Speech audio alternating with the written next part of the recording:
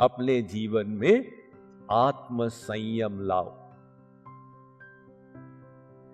Researchers ने खोज की कि किसी भी क्षेत्र में व्यक्ति को सफलता मिले, चाहे अपना वर्क एरिया हो, चाहे पढ़ाई हो, कोई भी क्षेत्र हो, उसमें प्रमुख कारण क्या बनता है?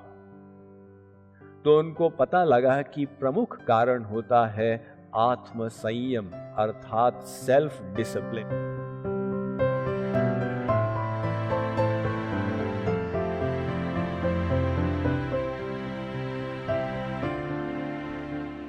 जिसके पास आत्म संयम है वो पढ़ाई करते समय अपने मन को पढ़ाई में ही रखेगा, क्योंकि सेल्फ कंट्रोल है।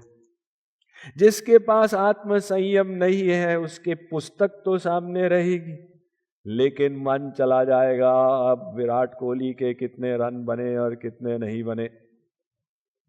जिसके पास आत्म संयम है वो ही आहार करेगा जो शरीर के लिए लाभदायक है, इसलिए स्वास्थ्य लाभ करेगा। जिसके पास आत्म संयम नहीं है वो अंड बंड खा के अपना स्वास्थ्य की हानि कर देगा।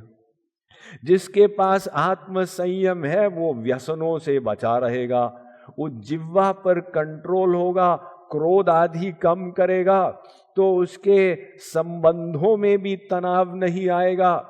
जब अपने कार्य क्षेत्र में जाएगा बढ़िया कार्य करके वहां भी सफलता प्राप्त करेगा। तो अपने आत्म संयम को बढ़ाएं।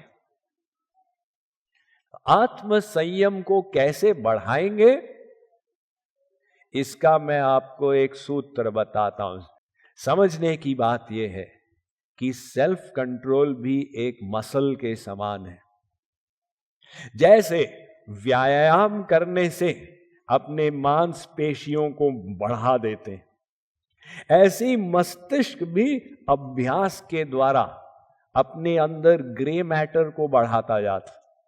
अगर आप मैथमेटिक्स का बार बार अभ्यास करें तो मस्तिष्क का जो भाग मैथमेटिक्स में काम में आता है उसका ग्रे मैटर बढ़ता जाता, तो आपकी मैथमेटिक्स में कुशलता बढ़ती जाती। ऐसे ही मानव मस्तिष्क में एक प्री फ्रंटल कॉर्टेक्स होता है जहां से सेल्फ कंट्रोल आता। तो यदि आप बार बार आत्म संयम को उपयोग में लाएं, खुरक करने की इच्छा हो रही है लेकिन नहीं करेंगे, आत्म संयम हो गया, तो आप बार बार आत्म संयम का उपयोग करेंगे, वो अंदर बढ़ता चला जाएगा।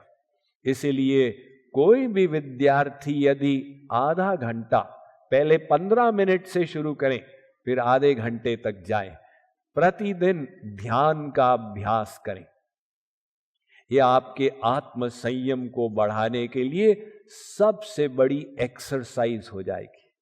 क्योंकि आप देखेंगे मन जा रहा है उसको वापस लाओ, अरे जा रहा है उसको वापस लाओ, और वो जो आत्म संयम का उपार्जन होगा उसको आप पढ़ाई में, खेल में, किसी भी क्षेत्र में आप उसका उपयोग कर पाएंगे। इतने सब आपको जो ज्ञान बताया, जब आप इसको उपयोग में लाना चाहेंगे, करते हुए भी जीवन में समस्याएं आएंगी। तो समस्या जब आती है हमें क्या करना चाहिए? कुछ लोग समस्या के आने पर टूट जाते हैं, ओ इतनी परेशानी आ गई अब तो कुछ नहीं होगा। और कुछ लोग उसको चुनौती मान के उसमें से जो सीख सकते हैं सीख के आगे चलते हैं। एक बार एक लकड़ी मूर्तिकार के पास गई और लकड़ी ने कहा मुझे सुंदर बनाओ। मूर्तिकार ने कहा मैं तो तैयार हूं, तुम तैयार हो? लकड़ी ने कहा मैं भी तैयार हूं। मूर्तिकार ने ठोका ठाकी प्रारंभ कर दी। लकड़ी ने कहा क्या करते हो, इतना कष्ट हो रहा है, रुको रुको। मूर्तिकार ने कहा यदि सुंदर बनना चाहते हो तो कष्ट को सहन करना पड़ेगा। लकड़ी ने कहा ठीक है करो, लेकिन प्रतिदिन थोड़ा थोड़ा करो, ज्यादा मत करना। अब मूर्तिकार अपना करने लगा, लकड़ी कंप्लेन करती गई, अरे बस आज के लिए बहुत हो गया, अब मैं ज्यादा परेशान हो गई। किंतु मूर्तिकार अपना काम करता गया और एक दिन वही लकड़ी सुंदर सी मूर्ति बन गई और भगवान के मंदिर में स्थापित हो गई। तो वो लकड़ी के समान कुरूप है हमारा अंदर का अंतःकरण मन, और भगवान की इच्छा है कि हमको सुंदर बनाए। बाहर से तो आप लिपस्टिक इत्यादि लगा के बन जाए, अंदर से कैसे सुंदर बनेंगे? तो ये जो हमको परेशानी मिलती है, समस्या मिलती है, इसका आप सामना करते जाएं। ये भगवान का तरीका है आपके भीतर के सुंदरता को बढ़ाने का। इसलिए जब बाधा आए, समस्या आए, हार मत माने, ये सोचें मैं इससे क्या सीख सकता हूं, और ये सोच के आप आगे बढ़ते चले जाएं।